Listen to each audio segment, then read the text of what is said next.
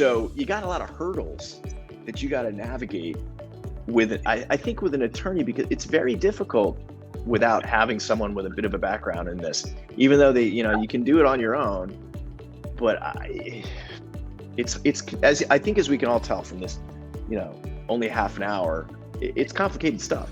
Yes. Yeah, when you get to the granular level of it.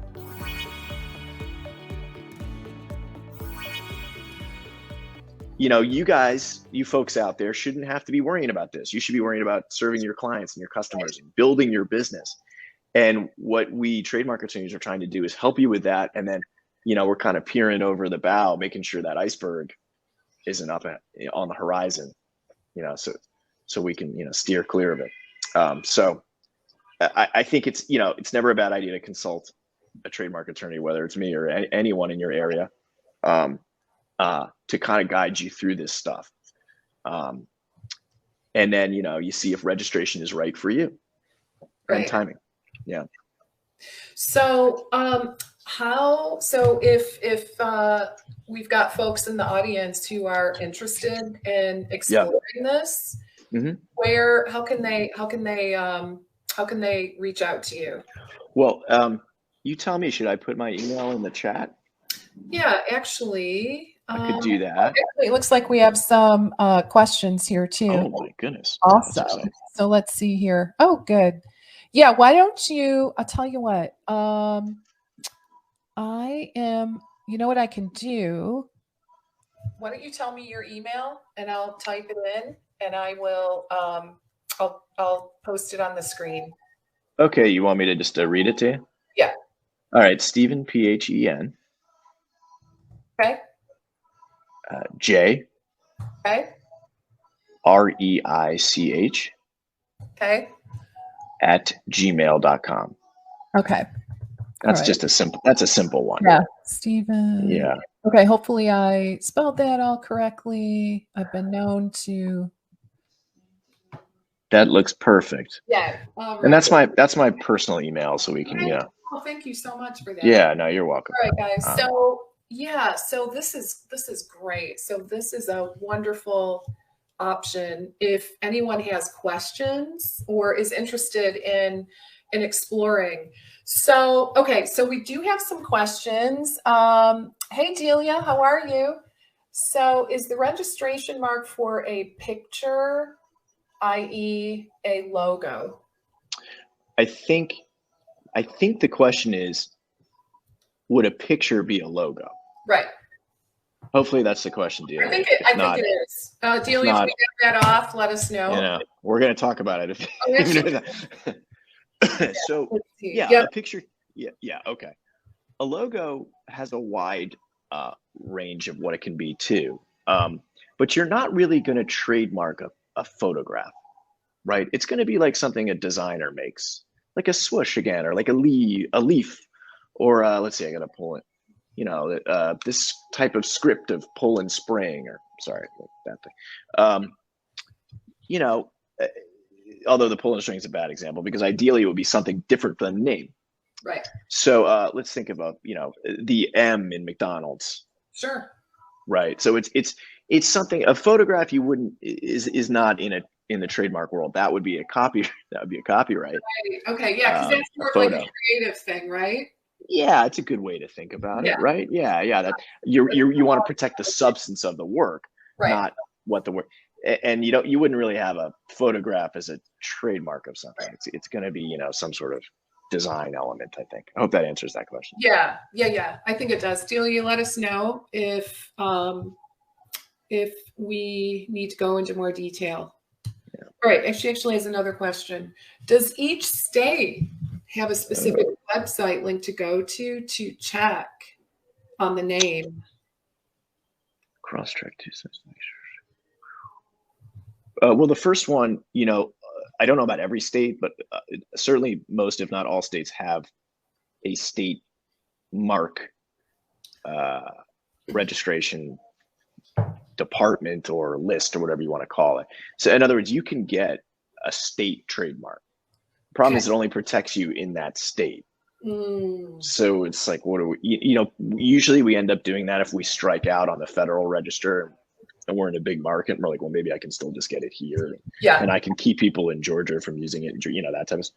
But yeah, you can certainly go on state. I think you just Google like state, let's say like New Jersey trademarks or something, registration. You could probably find it, but it's not your best first step in terms of searching to see if it's clear or not. You can do those Google searches. You can check the USPTO website that has all of theirs. But again, I would recommend having an attorney do a proper clearance search, because you miss a lot. Absolutely. And by the way, are you okay with time, Stephen? Yeah. Oh yeah. Thank you. Yeah, I got a little wiggle room. Yeah. All right. Just wanted to check. Thanks. Yeah. Let's see. She loves Lenny's. Dealer loves Lenny's. Yes, I do too. Yeah. All right. She That's gets awesome. it. Yeah. Let's see. Hey, Abby. Looks like if you retain the services. Yeah, absolutely. Yeah. That's the idea. I will tell you, different attorneys have different styles, and some attorneys do what they call a knockout search. Okay. And that comes from patent law mostly, which is inventions. But the short of it is they'll say, hey, I'll just do a search of the federal database for what's been registered, right? Right. Hey, no shade on that. To me, that's one eye blind though, because there's just because it's not been registered, like we said, doesn't mean it doesn't have potential problems for you. So, hey Anna, good to see you. Oh, here we go. But you do have another state or territory, so you need to check the database.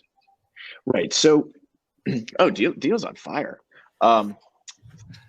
So that's why I think it's best to check federal, because it encompasses obviously all states. Yeah. If you go on state by state, you're gonna drive yourself crazy.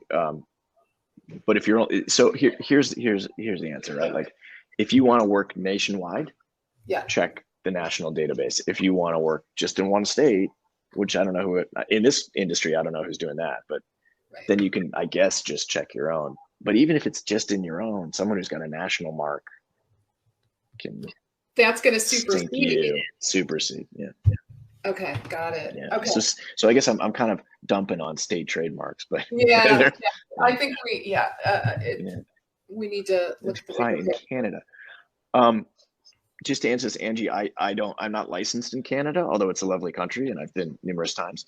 But I can't practice law there. But I will tell you that the United States and several countries, obviously including Canada, acknowledge and recognize each other's intellectual property. So if you're doing business in Canada, you would have to get a mark in the States, but there's ways to do it. If you're living in the States, I would highly recommend getting a United States mark and then applying internationally, because wherever you first register is your anchor, and the US is a really good one because so many countries recognize it. But Canada's got its own system. I think it's very similar. Okay, let's see. All right. So we talked about this a little bit. Can you answer that in a? Yeah, sure. Difference between copyright and trademark. Just the strict definition is copyright is original works of authorship, like a photograph or a book or a script or a song. And trademark is basically a name, symbol, or logo, or something like that advertises your good or service. Okay. Some pictures are the realm of copyright. What about a tag, like a tagline? Trademark. Trademark. Okay. That's what Short phrases, for the most part, are not copyrightable. Okay, that makes sense. Okay. Okay. All right. Thanks, guys, for the great questions. Appreciate that. Yeah. Put me to the test. Right? Man. I Good thing I remember some at law school. Oh, gosh. Well, gosh, what a pleasure it's been, Stephen. Really appreciate your time today. Fun. Any parting words of wisdom before we wrap up? Yeah, look, the earlier the better on this stuff. And consult with an attorney, even if it's just for a 15-minute consult or whatever, so that you don't unnecessarily spend money, but you don't but you do when it's, how do I say, you don't unnecessarily spend money, but you spend wisely. Yeah. All right. Speaking of money, Oh yeah. How much? What's the price? Like, yeah. What's the price? Can you like? I will. I'll break it down. The federal government charges, I think at this point, $275 per application. Mm-hmm. Look, like anything, hidden fees come in here and there.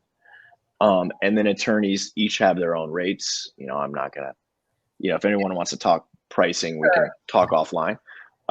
But I would say that generally you're looking, yeah, I don't want to throw shade on these, type of like legal, legal Zoom or stuff like that.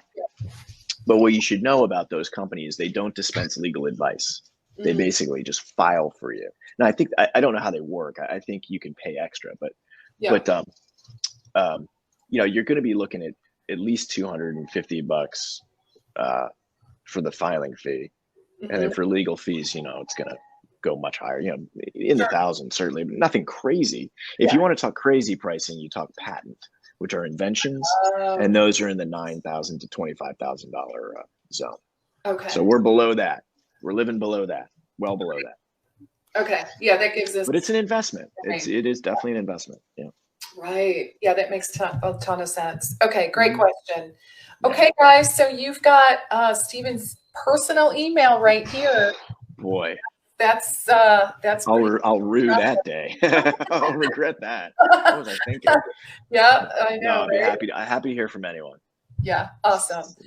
So this has been incredibly helpful. Really, really clarified so many of my own questions that I had, Stephen. So thank you.